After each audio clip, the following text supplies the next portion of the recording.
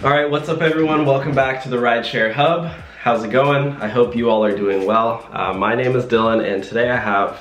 I'm Liz with me. And today we're talking about something a little bit more serious. So I know a lot of the videos are like very happy and positive, but there's something that we do feel like we need to address because there have been some issues that we have seen. And yeah, you've seen the title. We're talking about creepy Uber and Lyft drivers. And I don't know why this is happening, but I have just encountered a lot as a passenger, because I do take Uber and Lyft a lot as a passenger, and a lot of the drivers are a little... They're creepy. I mean, there's creepy on different levels, whether it's like trying to like hit on you, asking a little too much personal information, like... Yeah, and I wanted to bring Liz on because she does have some experiences as well dealing with creepy Uber and Lyft drivers, and me too. So and yeah, we just want to talk about like a few practical tips just to avoid being creepy, and then also like share some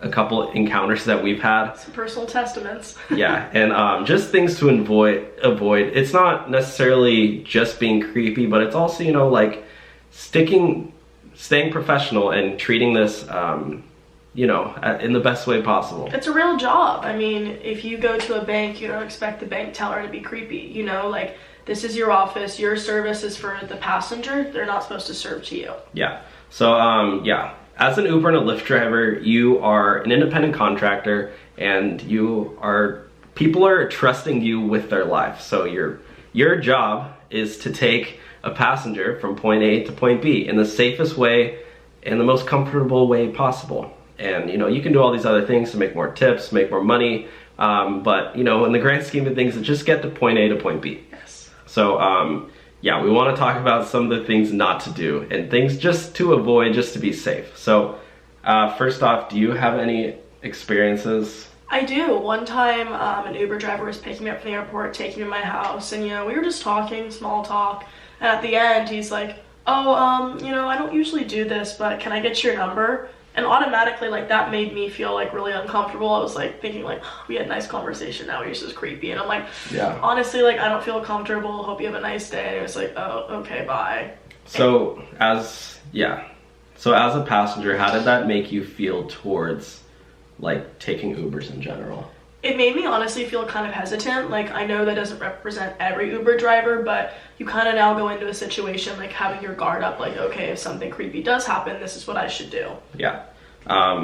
Yeah, so yeah, we're gonna talk about just like a few things to avoid, and then also share some more experiences later on during the video. So we're gonna try to keep this pretty short, but yeah, so the number one reason not to do this is because you can get deactivated.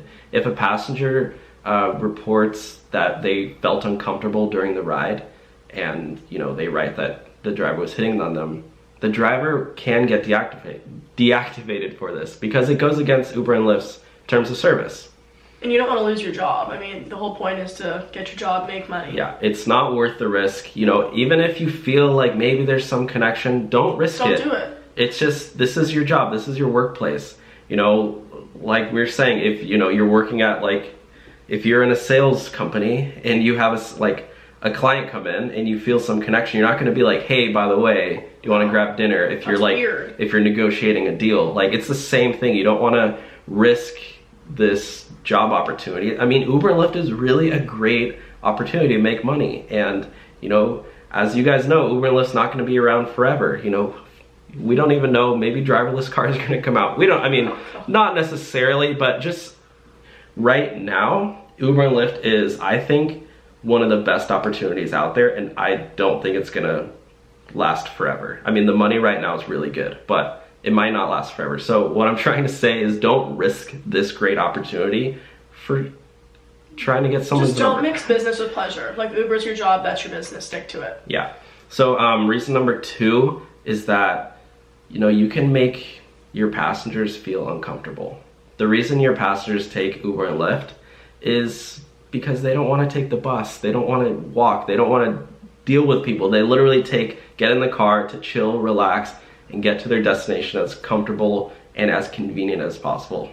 And as a passenger, like, you want to feel safe at all times, whether the car is moving, with the driver. So, like, it's important that you respect them and treat them as you want to be treated. It's just that simple. Yeah, and yeah, before we move forward, I just wanted to say, like, this is not everyone. For the most part, Uber and Lyft drivers are pretty good that I've had. And I know a lot of you guys watching, we're almost like preaching to the choir here, because a lot of you guys are really good drivers. You know, you're going out and you're watching YouTube videos, you're reading online blogs on how to be a better driver. Like, for the most part, you guys are really good. But, you know, these things, they're just good reminders for experienced drivers as well. I mean, things that honestly I need to hear too, because it's just a good reminder to keep it professional and, you know, safe for your passenger.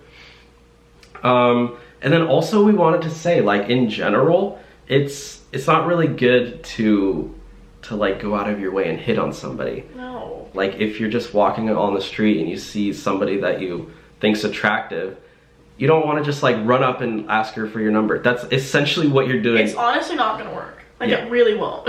Yeah, the chances are so low if you try to do it. Yeah, it's just not worth it. Yeah, what were we talking about, like in a cafe? Yeah, like, if you're in a cafe, you know, you're not gonna go up to someone and be like, hi, can I get your number? Like, that's just weird, and you make that person who's doing whatever, maybe they're studying, maybe they're just like taking time to themselves, you're kind of interrupting their day as well. Yeah. You know, and like, obviously as a driver, whoever, you don't intend to disrupt someone, but it honestly could. Yeah. It's almost like, okay, maybe this is not the best example, but it's almost like DMing somebody on Instagram. Oh yeah. No, exactly. It's like someone shoots you a DM and I don't know, like you don't want to get a bunch of DMs. It's like creepy when someone shoots you a DM.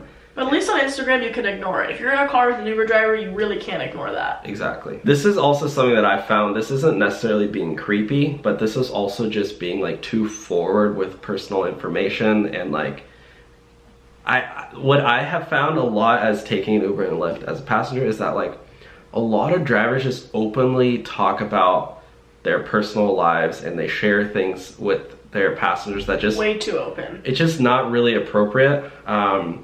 So the other day I actually did make a video about this, so if you saw that video, I'm just expanding on that. But the other day I did take an Uber and I was filming a video. Yeah, I was trying to compare the difference between Lime scooter, you know, Lime scooter, yeah, I love and Lime Uber. scoots. Okay. So I was trying to see which one is cheaper, really. So I took a Lime to the grocery store and I want to take an Uber back. What was cheaper?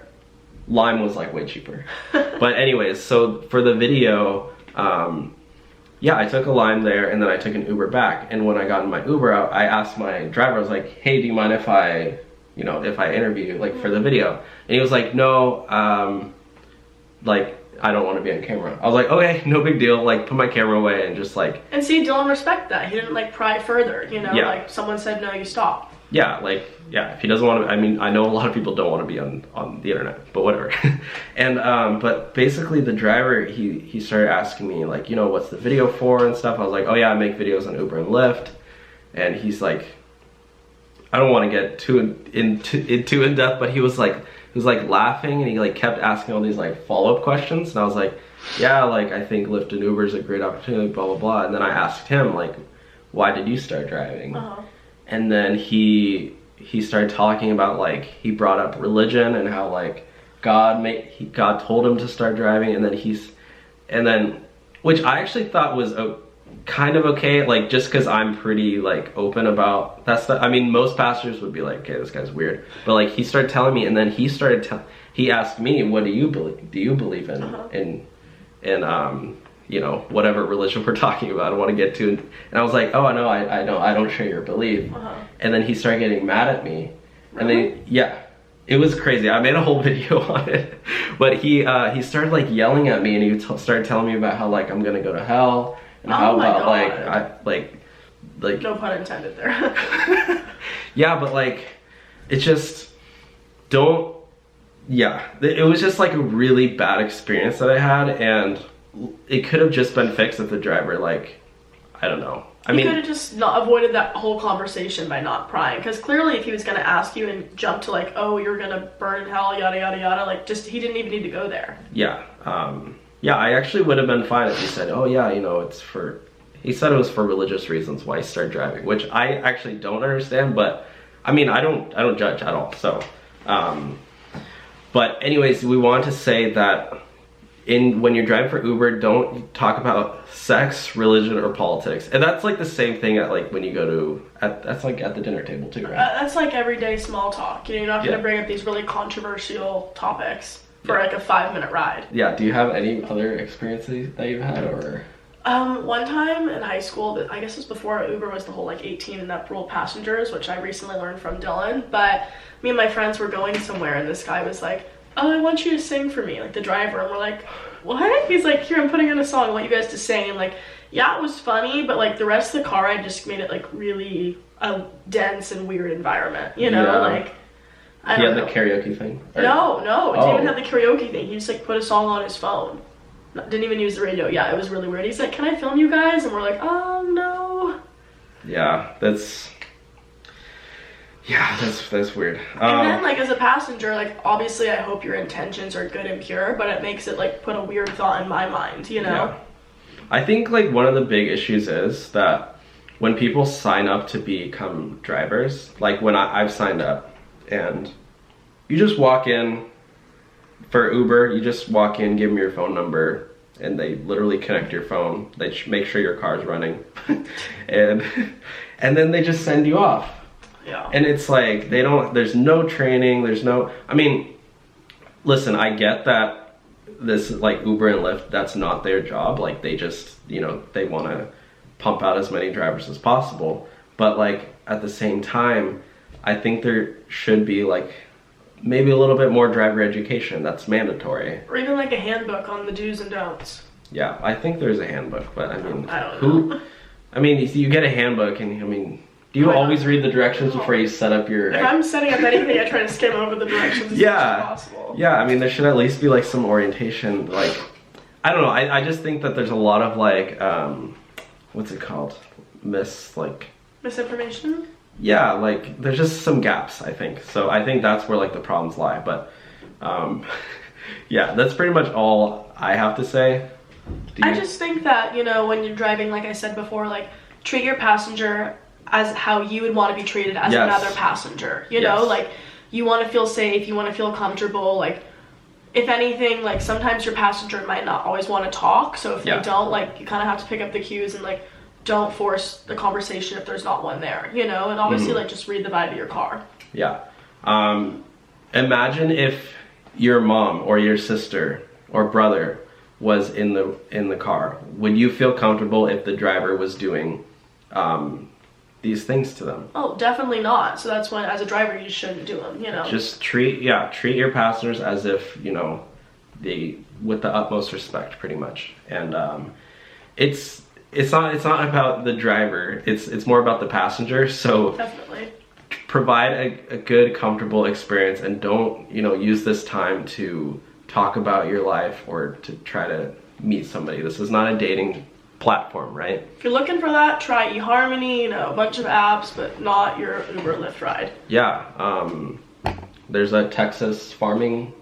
Oh, Farmers Only? Farmers Only. That's a good one. If you're a farmer, exclusively. Yeah. But also for those of you that aren't creepy and doing a great job, like keep up the good work. Yeah, I know this is like, it's kind of like one of those awkward topics that you don't want to bring up, but like we feel like we just have to. And it needs to be brought up. It does. it's important, and you know, we trust us. We love talking about like 10 ways to make more tips, like 10 ways to get a 5-star rating. But at the same time, we want to bring out the whole picture.